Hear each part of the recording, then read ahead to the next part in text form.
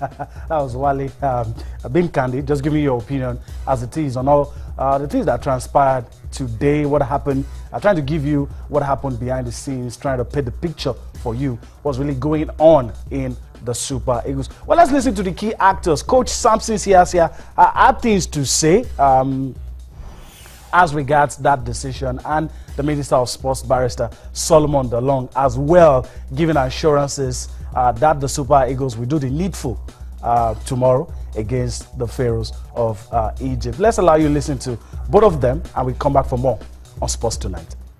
We just have to make sure we play smart. You know, we don't have to run, we don't have to run. We have to run when it's necessary for us to run. We keep position on the ball. And we have to move forward as quick as we can, and to try to make those greatest chances to score. So the boys have been trying very well. Yesterday we ran and rolling, just get some wings to their guns. I think tomorrow will be proud. They can manage to make sure they play well.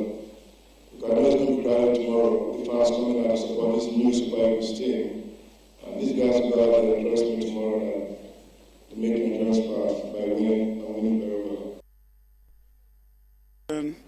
And the expectation of Nigerians is for the Super Eagles to win.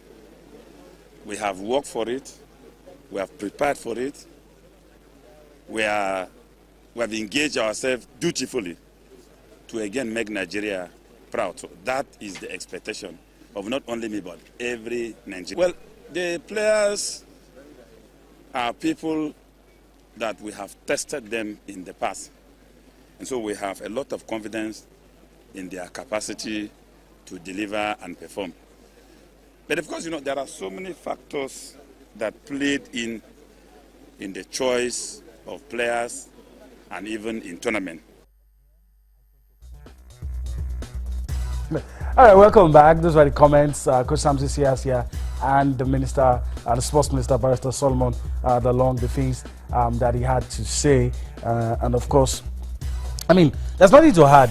What Nigerians expect is victory. I don't know if you expect anything less. No, it's not negotiable. But guess what? We have to be objective.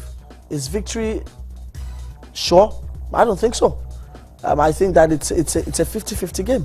Okay. And if it's 50-50, there's nothing is too sure. Because the Egyptians are coming from a position of strength. We are coming from, they come from a position of cohesiveness where there's team chemistry, there's team synergy.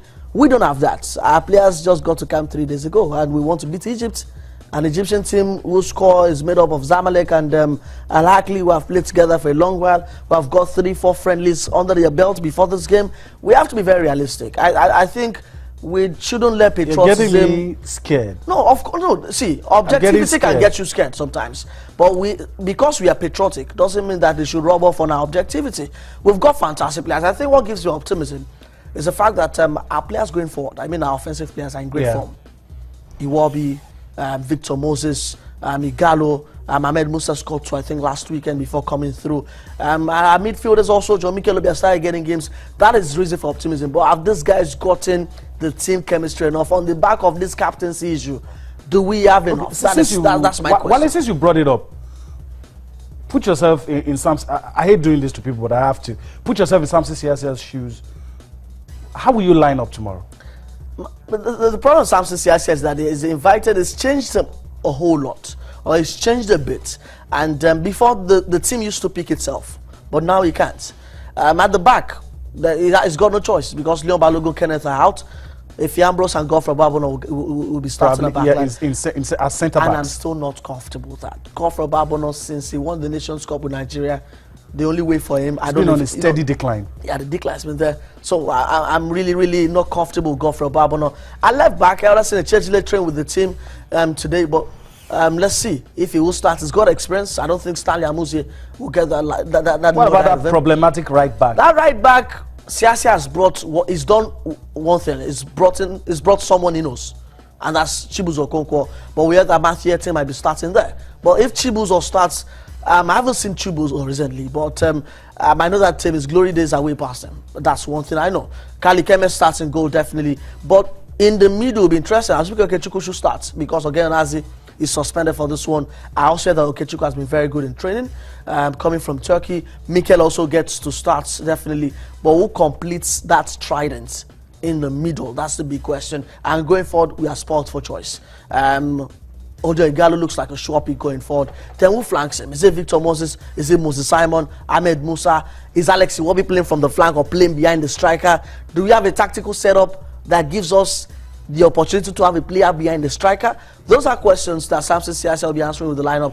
But I think the back line is almost secure. Another key issue, if you listen to a lot of people, another key issue, and I'm very sure a lot of people watching us will agree with me. How do you get the best from Odion Igalo? We talk about Odion Igalo is highly rated, but the truth of the matter is, I think his reputation is based on what he's done for his club, Watford, not what he's been able to do. So the key, what's key for me is because it's likely going to start. How do you get the best from Odion Igalo? Funny enough, he's been decent with the Super Eagles. He's gotten 1 or 2 goals, but you feel that he hasn't. Yeah, he hit it big with the Super Eagles. He's flourished in the 4-4-2, the old school 4-4-2, because a lot of coaches have modernized their 4-4-2s. We saw that Watford, Troy Deeney drops back and plays off another big man. Plays off a big man. Do we have that a provision for that? No. I thought we used to have that when we had Ideye and Emenike. Was really successful then going to the Nations Cup in 2013. But Igalo will have to be content with the 4-3-3. I don't know if CSL will go to 4-4-2. I think we will have to make use of the players we got from the flanks, and 4-3-3 suffices here. That means Igalo has to be out on his own. So he has to get plenty of he has to convert whatever crosses are coming through. It's not a big man, so that means we have to take it easy really in terms of the crosses will come through with. But I think what will help Igalo is the fact that he can always drop deep and also organize play with the guys in the middle of the park. And Mikel Obi will be key also, how he plays. But I want to see Alex Iwobi or Kelechi Iheanacho play behind him. I think that can get the best out of him. If he can run through the channels, get at the end of passes, it will be really nice to see. But for Igalo, this is another big chance to fit and to key in for the Super Eagles. Okay, let's talk about another area. We talked about Odion Igalo. If you're going to flank him, are you going to go for pace, players that will go direct, or players that will try to lump the balls for the center forward, or players they'll just try to go in and you turn your main striker to a scavenger? So the problem with football these days, or African football, is that African football is, I beg to say, so one way. Your wingers are traditional wingers. Go in there, pump the crosses in. Go in there, try to be creative, dribble, get those crosses in. Nothing spectacular. I think we've seen most of our midfielders. We know what they can do. Victor Moses is someone who tries to get across, his opponent, dribble and get those crosses in. Musa with his mazy runs, opening spaces here and there. I don't think they'll be the thing. I think Sam Sai will be telling the boys is go out there and enjoy themselves, because it will be end to end. The Egyptians also can play slick football. They are not coming with a defensive approach. Yeah. Even if they come with a defensive approach, we should be wary of them on the break because they've got fast players everywhere. So whatever we do, we know that we create chances. We create chances, but the onus lies on us to convert our chances. And also, we need to take advantage of our greatest strength. And that's what you've mentioned, the flanks. Okay. So what else do we need to do to neutralize the Egyptians? Something tells me these guys will not come and sit because it will be suicidal if they do. But what's going to neutralize the Egyptians? Is it our physical attributes? Is it our physical attributes, or we go for pace, or we're trying to out-muzzle them? See, the question is, are we content with the Egyptians scoring tomorrow? If they score, can we outscore them? Because I get that ugly feeling that Egypt will score tomorrow. Can we outscore them? I think so. But also, have we thought about the fact that this Egyptian team might come here and beat us? I think we are too overconfident. And I don't like it. We approach every game with arrogance because we're Nigeria. Tomorrow's game... Arrogance or apprehension? No, it's arrogance. I think it's arrogance. Us saying the Egyptians we see today, we shall see them no more. I don't think that's therefore. We just need to be focused. I also think that if we can give them a very, very rough start, get an early goal, make sure that you get a halftime lead. Okay. Make sure that you don't get into critical moments of that game trailing or needing yourself to get a goal. It's very, very important. And it's very important that also we don't allow the Egyptians get ahead of us, because they are North Africans. We know the tactics they can come with. Once they are ahead, see, getting back against Egypt, against North Africans can be something very, very more difficult.